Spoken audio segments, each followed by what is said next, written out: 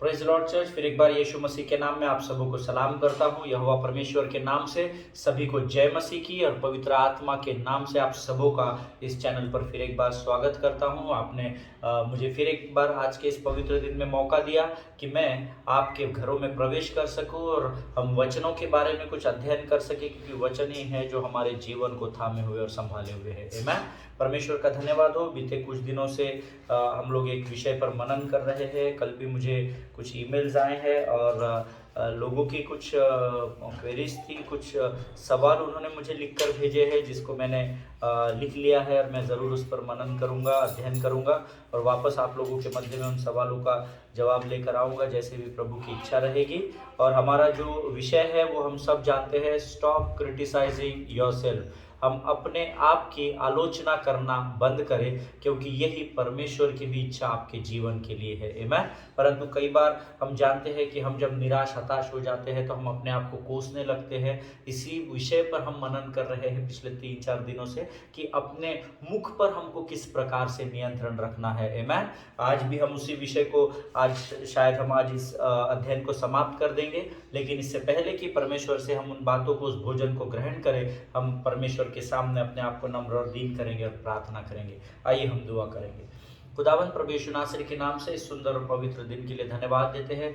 तेरे अनुग्रह के, तेरी दया के सिंहासन के सामने आते हैं परमेश्वर पिता, अपने आप को नम्र और दीन करते हैं। प्रभु जाने अनजाने में हमसे हुए गुनाहों की क्षमा चाहते हैं। हमारे मुख से निकले हुए शब्दों के द्वारा प्रभु जी अगर हमने किसी को दुख पहुंचाया है तो उसके लिए हम क्षमा चाहते हैं। राजा प्रभु परमेश्वर पिता, तू और हमारे जीवन के ऊपर अपने संपूर्ण नियंत्रण को ले प्रभु जी। स्वर्ग की ओस को तू हमारे जीवन पर उंडेल परमेश्वर पिता। प्रभु जी हम प्रार्थना करते हैं और धन्यवाद देते हैं कि तू एक बार फिर एक उत्तम भोजन को लेकर आज हमारे जीवन में हमें परोसने जा रहा है। राजा उस भोजन का स्वाद हम चख सके और उसके द्वारा प्रभु हम तृप्त हो सके और हमारे द्वारा अन्य जाति तृप्त हो सके। ऐसी हम प्रार्थना यीशु नासरी के नाम से तेरे चरणों में करते हैं। राजा तूने हमारी इस प्रार्थना को सुना है, उसे ग्रहण किया, उसका उत्तर हाँ और आमीन में दिया। ऐसा विश्वास करते हुए इस विनती को धन्यवाद के साथ यीशु नासरी के नाम से मांगते हैं। सुन और बड़ी दया से ग्रहण कर, आमीन। हालेलुया। आप सबों का फिर एक बार मैं स्वागत करता हूं। कल हमने कुछ वचनों को देखा था और कुछ वचनों का मनन किया था।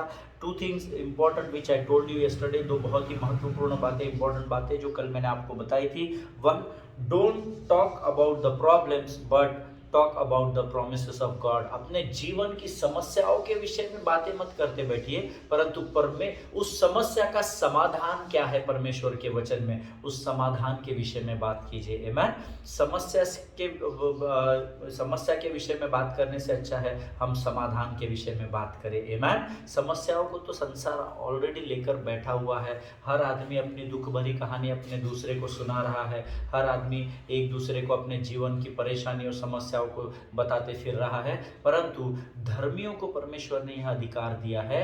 एक पवित्र शास्त्र हमें एक गिफ्ट या बख्शीश के रूप में हमें दिया है, एक भेंट के रूप में दिया है कि हमारे जीवन में जो कोई भी समस्या हो उस समस्या से हम सीधे बात करें। हम उस समस्या के विषय में बात न करें, उसके विपरीत जाकर हम उस समस्या के समाधान को ढूंढें। और उस समस्या के समाधान को ढूंढने का इस पृथ्वी पर केवल एक ही उपाय है और वो है परमेश्वर का वचन। हालेलुया। जिनके कान हो वो सुन ले कि प्रभु का आत्मा क्या कहना चाह रहा है। प्रियो, second thing which I told you is always remember, don't talk about the mountain but talk straight away to the mountain. अपने जीवन की परिस्थितियों के विषय में, समस्याओं के विषय में बात मत कीजिए, परंतु सीधा ना उस परिस्थिति से आप बात कीजिए। आमीन।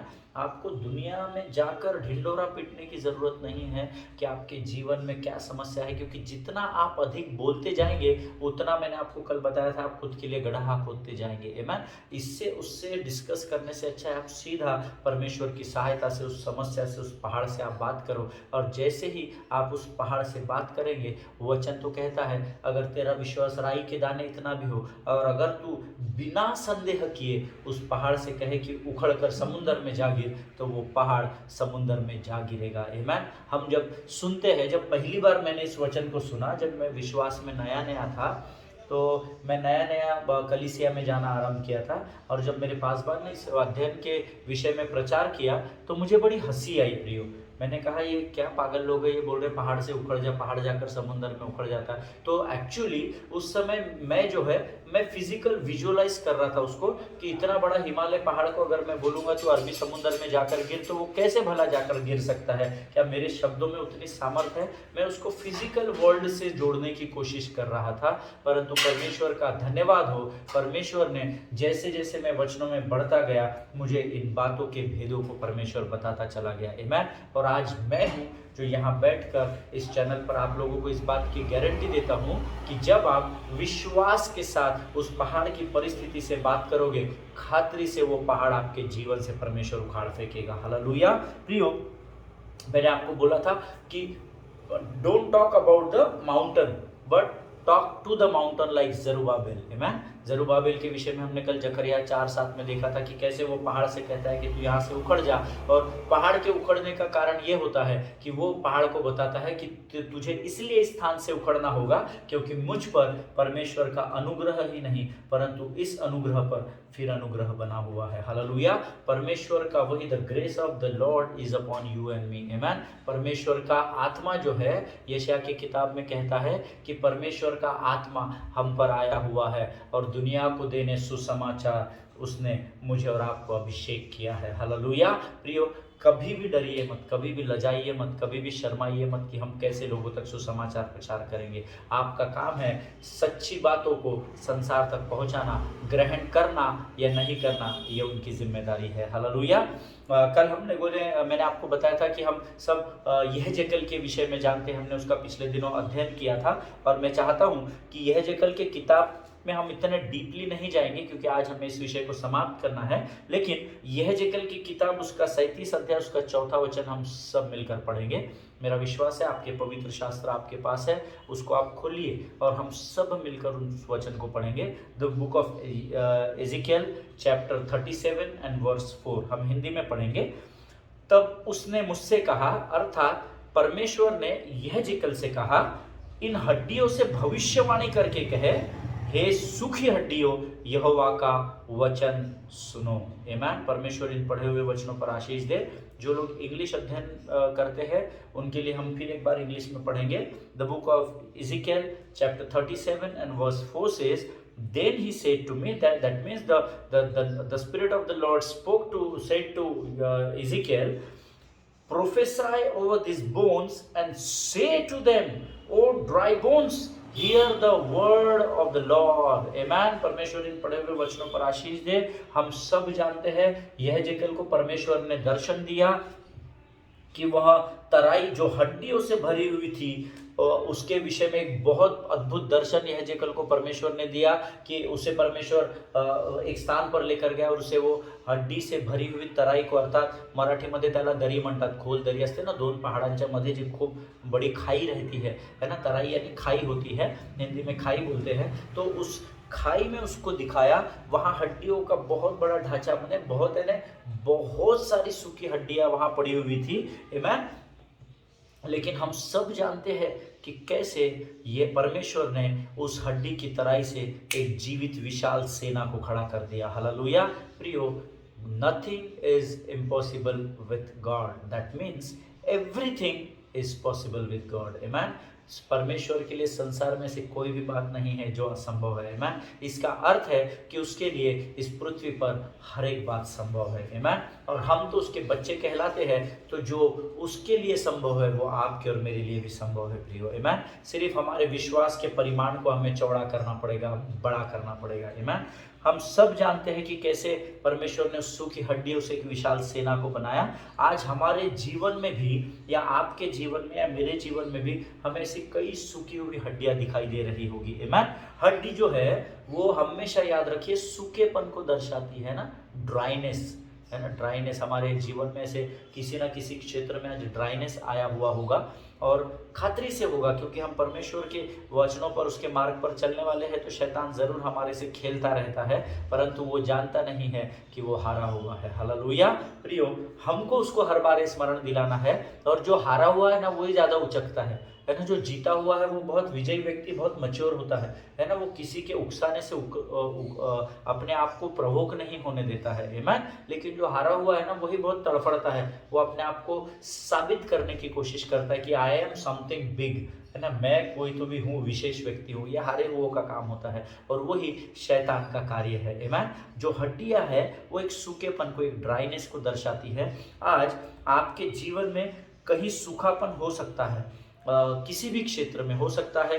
निर्धनता हो सकता है बीमारी हो सकता है रिश्तों में खटास हो सकता है निराशा हो, उदासी हो। किसी न किसी प्रकार से हम में से हर एक के जीवन में, किसी के जीवन में कर्जा बहुत है, किसी के जीवन में रिलेशनशिप्स में प्रॉब्लम है। तो हमारे जीवन में, हर किसी के जीवन में किसी न किसी क्षेत्र में, किसी न किसी स्थान पर सूखापन आ चुका है, हड्डियां सूख चुकी है। और सूखी हड्डी किसी भी काम की नहीं होती प्रिय में, क्योंकि सूखी हड्डी जो होती है उसमें प्राण नहीं होता, उसमें जीवन नहीं होता है, आमीन। हमने यहेजकेल की किताब में इस बात को सीखा है कि हड्डियों को आज्ञा दी, भविष्यवाणी की बात कही, लेकिन मांस आया उसके ऊपर, फिर नसें आई, फिर सारी बातें वो मनुष्य के रूप में तैयार हुई, और फिर उसके अंदर प्राण आया, आमीन। सो प्रियो, हो सकता है उन बातों के लिए आज जो आपके जीवन में आप फेस कर रहे हैं, उस सूखापन जो फेस कर रहे हैं, सूखापन हो सकता है उसके लिए आप स्वयं को शायद कोस रहे हो कि मैं अगर उस समय ही अपने माता पिता की सुन लेता तो शायद आज ऐसा नहीं होता। मैं शायद उस समय ही अपने पति की, या पति बोलता, मैं उस समय ही अगर अपनी पत्नी की बात को मानता तो आज मेरा डिवोर्स नहीं होता। बच्चे, माता पिता सोचते होंगे कि अगर हम अपने बच्चे पर चिल्लाते नहीं, अगर वो डिप्रेशन में नहीं जाता तो आज जीवित होता, है ना। कई बातों में, जीवन के सूखेपन में हम अपने आप को शायद आज कोस रहे हो, but this is the time to stand on faith in God, आमीन। परंतु आज वो समय आ चुका है जब हमको परमेश्वर में विश्वास को लेकर स्थिर खड़े रहना है, हालेलुया। क्योंकि आपका विश्वास ही है जो आपके विचारों को सकारात्मक करेगा, और आपके विचार ही है जो आपके मुख से बाहर निकलेंगे, और उन शब्दों को जब आप बोएंगे वो ही जीवन के रूप में आपके जीवन में कार्य करेंगे, हालेलुया। प्रियो, your word make differences in your life. Always remember, your words make difference in your life. आपके शब्द जो है वो आपके जीवन में बदलाव लाते हैं, चाहे अच्छा हो चाहे बुरा। बुरे शब्द, बुरे विचार, बुरे शब्द, बुरी बातें जीवन में होगी। अच्छे विचार, अच्छे शब्द, अच्छी बातें जीवन में होगी, आमीन। Choice is again your. जिनके कान हो वो सुन ले। आज मुझे और आपको यहेजकेल के समान उन हड्डियों से या उन परिस्थितियों से कहने की ज़रूरत है। हमने जो वचन पढ़ा ना, यहेजकेल की किताब उसका 37 अध्याय उसका 4था वचन, मैं फिर एक बार आपके लिए पढ़ूंगा हिंदी में। तब उसने मुझसे कहा, इन हड्डियों से भविष्यवाणी करके कहे, है ना। इंग्लिश में कहता है, then he said to me, prophesy over this bones and say to them, आमीन, एंड थिंक अबाउट देम। ऐसा नहीं, उसके विषय में सोच, ऐसा नहीं कहा है, उसके विषय में कहे, उसके विषय में बोल, स्पीक टू देम, से टू देम, ऐसा कहा हुआ है परमेश्वर ने वचन में, आमीन। इसीलिए आज जरूरी है कि हम जिस परिस्थितियों में, जिस सूखी हड्डी जैसे जीवन में या सूखेपन में फंसे हुए हैं, ड्राइनेस में फंसे हुए हैं, तो हमको उस परिस्थिति से, जैसे यहेजकेल ने यहाँ हड्डियों से कहा, उसी प्रकार से मुझे और आपको अपनी परिस्थिति से कहना पड़ेगा, hallelujah. Speak to them. It may be people may think that you are foolish. लोग हो सकता है आपको मूर्ख कहे कि ये पागल हो गया कि अपनी परिस्थिति से बात करता है, बट डोंट उनके विषय में मत सोचिए। संसार आपके काम में नहीं आएगा, लेकिन परमेश्वर इस पृथ्वी पर, जिस पृथ्वी के बाद भी उस अनंत जीवन में लगातार आपके साथ बना रहेगा, आमीन। इसीलिए मनुष्य को प्रसन्न करने से अच्छा है हम परमेश्वर को प्रसन्न करें, आमीन। सो इस जैसे यहेजकेल ने उस हड्डी से कहा, और उस हड्डी में, हड्डियों के द्वारा एक जीवित सेना तैयार हो गई, अर्थात उसने मृत्यु से बात की और मृत्यु में जीवन आ गया। उसी प्रकार से आज आपके जीवन में जो भी परिस्थितियां डेड हो चुकी है, मृत्यु के स्तर पर जा चुकी है, आपके रिश्ते टूट चुके हैं, आपका कर्जा बढ़ चुका है, आपकी बीमारी पाँव पसार रही है, चाहे परिस्थिति कैसे भी क्यों ना हो, परंतु आप उससे कहिए और उस मरी हुई दशा में परमेश्वर फिर एक बार जीवन को उठाकर खड़ा कर देगा। हालेलुया। जिनके कान हो वो सुन ले, मेरा परमेश्वर का वचन झूठा नहीं है। आमीन। हम एक गीत गाते हैं, तू पवित्र पवित्र है, तू सच्चा है प्रभु, तू झूठा नहीं है, तू पवित्र पवित्र परमेश्वर है। हालेलुया।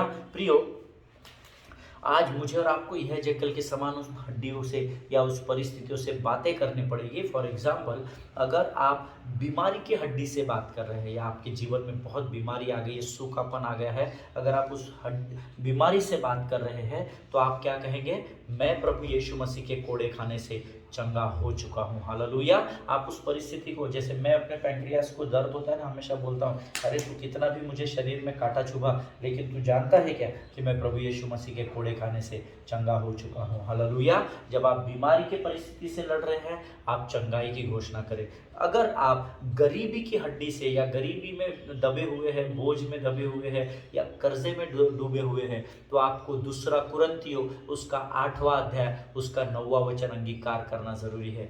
दूसरा कुरिन्थियों 2 Corinthians chapter 8 and verse 9 says, तुम हमारे प्रभु यीशु मसीह का अनुग्रह जानते हो कि वह धनी होकर भी कंगाल बन गया ताकि तुम धनी बन जाओ। हालेलुया। जब आप लगातार अपनी परिस्थिति को ये वचन रोज बोलेंगे, दिन में 2 बार, 5 बार, 10 बार, 100 बार, जितना अधिक आप उस परिस्थिति से बात करेंगे, उतने जल्दी आप उस परिस्थिति से, उस मृत्यु से, उस तराई में पड़ी हुई हड्डियों से एक सेना बनकर फिर एक बार जीवित हो उठेंगे। हालेलुया। आपको कन्फेस करना पड़ेगा, मैं लैंड करूंगा, मैं बोरो नहीं करूंगा। हे प्रभु, मुझे तूने देने वाला बनाया है, मुझे तूने मांगने वाला है, लेने वाला नहीं बनाया है। हे प्रभु, तूने मेरे जीवन को, मेरे शरीर को स्वस्थ और सुंदर रखा, इसलिए मैं तेरा धन्यवाद देता हूँ। प्रभु, तूने मुझे उकाब के समान जवान बनाकर रखा है, इसलिए मैं तुझे धन्यवाद देता हूँ। जैसे जैसे आप अंगीकार करते चले जाएंगे, वैसे वैसी परिस्थितियां बदलते चली जाएगी। आमीन। प्रियो, जब यह जक्कल के समान मैं और आप अपने मुख के द्वारा उन हड्डियों से, अर्थात उन जीवन की मरी हुई परिस्थितियों से यूं कहेंगे, तब वो मरी हुई परिस्थिति जीवित हो उठेगी। आमीन। आप करके तो देखिए, हमको ये सब बातें मजाक लगती है कई बार, परंतु आप करके देखिए और परखिए कि प्रभु जीवित है या नहीं है। आमीन। प्रियो, एक वचन हम पढ़ेंगे, भजन संहिता उसका 2 अध्याय उसका 7वां वचन, Psalms chapter 2 and verse 7। मैं उस वचन का प्रचार करूंगा। बस ये पहला ही भाग है जिसको हम अध्ययन कर रहे हैं, उसको आप अंडरलाइन कर लीजिए।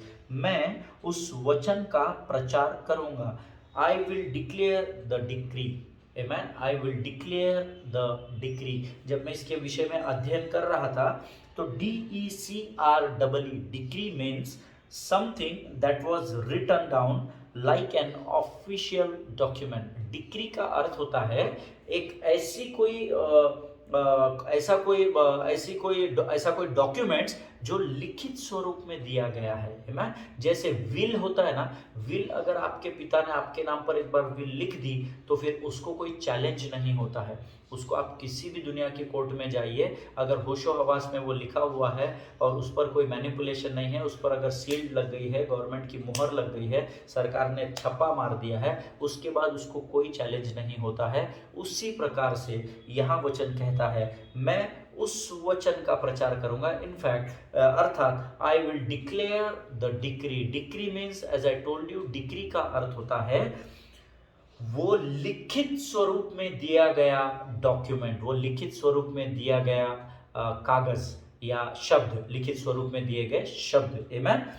यहाँ भजन का लिखने वाला कहता है कि कुछ ऐसी बातें जो लिखी हुई है मैं उसे अपने मुख से बोलूंगा या उसका प्रचार करूंगा। आमीन। जिनके कान हो वो सुन ले कि प्रभु का आत्मा क्या बताना चाहता है। भजन का लिखने वाला दाऊद राजा, जिसके विषय में हमने कल सीखा था, गोलियत और दाऊद के विषय में, उस दाऊद का विश्वास उसे इतना ऊंचाई पर लेकर गया, उसके मुख से निकलने वाले शब्द उसको इतने ऊंचाई पर लेकर गए कि 18 साल का गाय और भेड़ों को चराने वाला चरवाहा दाऊद कुछ समय के बाद इजराइल के राज्य पर विराजमान होकर एक राजा बनकर उसने अपने जीवन को व्यतीत किया। आमीन। अगर आज आप आपके जीवन में राजा बनना चाहते हैं, then you need to declare the decree. Amen. अगर आज आपके जीवन में आप विजयी जीवन में बढ़ना चाहते हैं तो what you have to do, जैसे दाऊद ने कहा कि जो लिखी हुई बात है उसको मैं अपने मुख से बोलूंगा, उसी प्रकार से जब आपके सामने कोई पहाड़ या कोई परिस्थिति आती है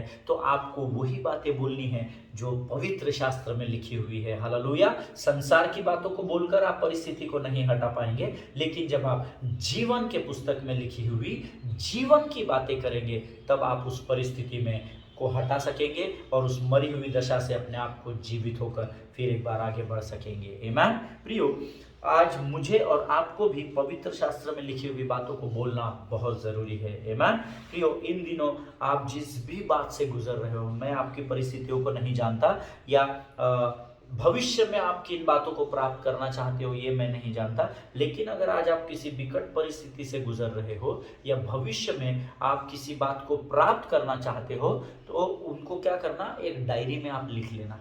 उन सारी बातों को एक डायरी में आप लिख लीजिए and then declare the decree and see the results from the Lord. आमीन। और उसके बाद जो बातें आप लिखेंगे ना डायरी में, मैं अपने जीवन में अपने कर्जे से मुक्त हो गया हूँ, मैं अपने जीवन में हमेशा के लिए अपने बीमारी से चंगाई पा चुका हूँ, and then what you have to do, you have to declare the decree, you have to declare a decree. जो लिखा हुआ है उसका आपको अंगीकार करना है। उसका आपको अंगीकार कैसा करेंगे, आपने यहाँ लिखा हुआ है कि मैं अपने जीवन से कर्ज मुक्त हो चुका हूँ, तो आप उसके लिए जीवन की पुस्तक में लिखे हुए वचन में जाएंगे जो मैंने आपको बताया, 2 कुरिन्थियों 8वां अध्याय 9वां वचन कि हे शैतान तू सुन, तू मेरे प्रभु यीशु मसीह का अनुग्रह जानता है कि मेरा प्रभु सारी पृथ्वी का तीनों लोगों का स्वामी होने के बाद भी मेरे लिए धनी होकर भी कंगाल बन गया। तू जानता है क्यों ऐसा हुआ, क्योंकि मेरा परमेश्वर मुझे धनी बनाकर गया है। हालेलुया।